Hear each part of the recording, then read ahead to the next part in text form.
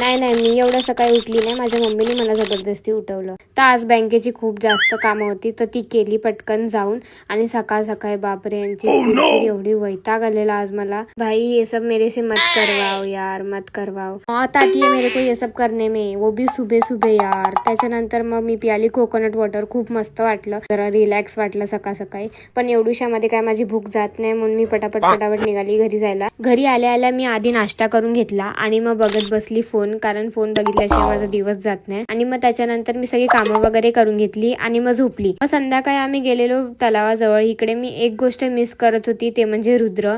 इकडे आल्यानंतर त्याची मस्ती बघायला पाहिजे बाबा, एवढा धावायचा ना, नुसतं धावत सुटायचा, खूप मजा यायची त्याच्याबरोबर. आणि मग आम्ही निघालो घरी जायला. मम्मीने आणलेली मस्त पाणीपुरी आणि भेल, मध्ये पटकन आम्ही खाऊन घेतलं. मग मी बघत होती रुद्रचे आधीचेच फोटो, खूप जास्त क्यूट होता हा.